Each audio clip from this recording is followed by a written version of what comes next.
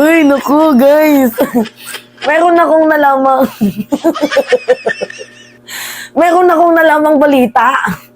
According to guys sa A1 sources, A1 source nang nag-chat sa atin.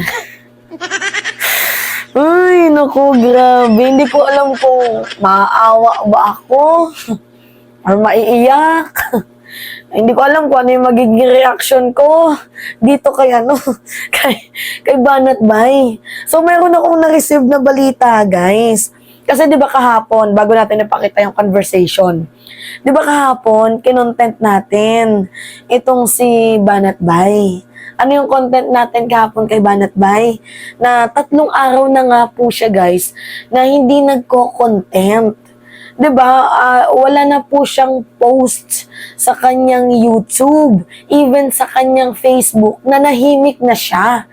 So, kabilang po guys, hindi po kabilang, nanahimik siya nung time na inilabas yung sabina ni former Senator Antonio Trillanes.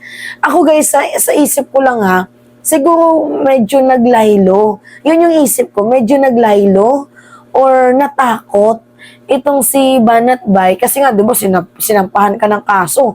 Yung kaso mo cyber libel. Yung cyber libel sa Pilipinas, ano po 'yun? Isang criminal offense.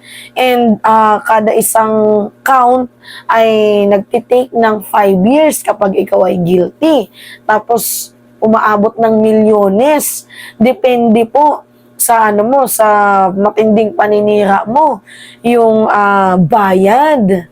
So ngayon, itong si Banat Bay, simula nung nilabas guys, ng sabina, inilabas na nga po guys ni Trillanes ang sabina, kinabukasan, hindi na po siya nag-vlog. And up to this moment, pang-4 na araw niya na guys, na hindi na po siya nag-update, hindi na po siya nag-vlog. Sa totoo lang, hindi naman ako invested sa buhay ni Banat Bay. Wala naman ako pakalam dyan kung hindi yan mag-upload. Much better nga, di ba? Para tawag dito, na babawasan yung mga taong toxic. Hindi naman ako invested sa buhay ni Banat Bay. So ngayon, may nag-chat sa akin. Ngayong umaga lang guys. 9:15 a.m. Ano yung chat? Eto guys, basahin natin Uy Mima, may update kami kay Banat Bay. Sabi ko na yun. Ano yung update nyo? 4 days no content na siya, di ba? Yan yung sabi na nag-chat sa akin. Tapos nung tiningnan ko, oo, 4 days na. Sabi ko, oo nga, 4 days na. Sabi niya, alam mo ba kung bakit di na siya nagko-content? Hindi ko siya nireplyan nung una kasi nga sabi ko, napabitin ba yan? Tapos nag-chat siya ulit. Ang sabi niya, na-depress daw. Tapos may haha emoji. Guys, hindi ko tinotolerate yung depression. Kahit naman kaaway natin yun. Hindi naman sa totally kaaway. Hindi lang kami nagkakasundo sa political will. Hindi naman kasi maganda pakinggan sa akin na yung salitang nadidepress. Baka malay mo si Banat Bay diba, gumanon. Kaya nga, naawa pa din tayo. Huwag mong gawin yun, Banat Bay, yung gaganon ka. Huwag mong gagawin yun. Masama yun. Huwag kang gaganon kahit depressed ka. So ngayon, ang sabi ko, uy, seryoso?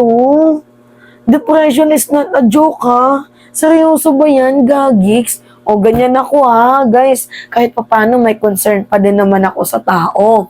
Tapos sabi niya, A1 source namin, Mima, kinarma na ata. Inahamak niyo pa ako. Kinarma na daw guys. Si Banat Bay. Sa totoo lang yung ko dito, yung analysis ko, it's either naghahanda siya. Kasi kung si Roque nga kahapon yung first hearing, di ba? Baka today, ngayong pang-4 na araw niya, baka today, yung hearing niya at ipapatawag siya. So basically, baka malay mo, naghahanda or natatakot.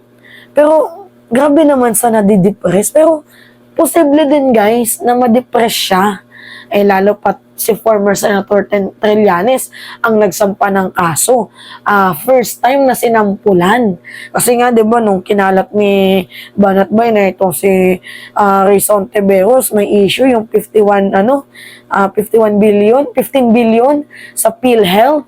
Hindi siya kinasuhan eh. O ngayon, si Banatbay kinasuhan ni Trillanes kasi 6 na taon nilang sinalsal yung issue sa Scarborough Shoal, di ba?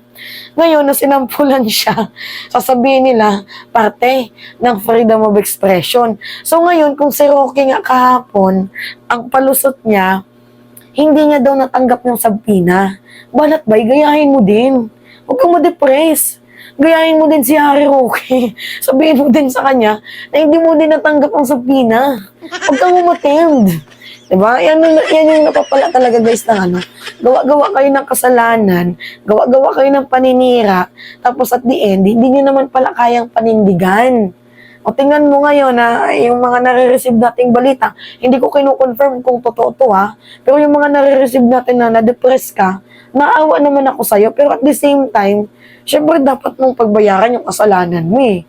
Yan yung sinasabi ko sa inyo, na yung karma, hindi yan agad-agad pumupunta sa inyo. Na kunyari, nakagawa kayo ng mali, babalikan agad kayo. Hindi. It takes time, lalo na sa mga kalmadong panahon. Diba? Doon kayo bubulusukin ng karma niyan. Yan yung pinakamasakit, guys. Yung tipong kalmado ka, tapos malaman-laman mo, ay, meron na pala akong, diba? Yung ganun. So, ano yung sabi ko? Kung depressed siya, sana manahimik na siya. Pero pagbayaran niya muna yung kasalanan niya. Sabi naman na nag-chat, gumulo daw ang buhay niya nung kinasuhan ni Trillanes. Di na daw nakatulog. Huy, totoo ba to? Na hindi na nakatulog. Itong si Banatbay nung kinasuhan ni Trillanes. Kasi pwedeng gawa-gawa lang nila. Pero trusted ko naman itong taong to. Kasi malapit din naman, hindi naman siya totally malapit kay Banatbay. Pero dating naging close niya. Itong si Banatbay Kuno, kasi according din to sa kanya, dati daw na naging close niya itong si Banatbay. So, pwedeng totoo, pwedeng hindi, or baka pwedeng palabas lang din nila. Kagaya ng palabas nila kay Kibuloy na si Kibuloy ay natigi-bum-bum na. Diba? So, para sa akin, guys, hindi ko naman sa akin i-claim to na na totoo. Pero baka malay nyo, totoo nga na na-depress. Pero wag naman sana umabot sa depression. Kasi, nakakalungkot din isipin na baka malagasan tayo ng mga bobo. Char. Diba? Nakakalungkot isipin na baka malay mo gumanon yun. Eh di, wala na tayong wala nang pinaka-toxic na political vlogger. Kahit pa paano, mamimiss din natin yan. Si Banatbay. Diba? Tarantado. Nakakaloka. Kung totoo man to, sana hoping pa din na maging maayos ka. Hindi pa naman huli yung pagkakataon. Ayusin mo yung buhay mo. Yun lang. Diba? Ayusin mo yung buhay mo. Pero yung kasalanan, dapat panagutan.